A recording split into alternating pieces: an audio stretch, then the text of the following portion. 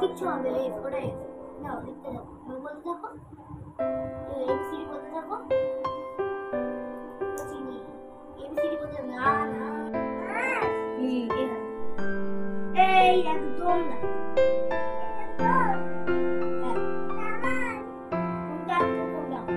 ওসব যার যেটা হোক এখানে বল এবিসিডি বলতে থাক তুই বলতে থাক এ কোনটা বি কোনটা সি কোনটা ডি ই ই এর পরে কি আছে এর পরে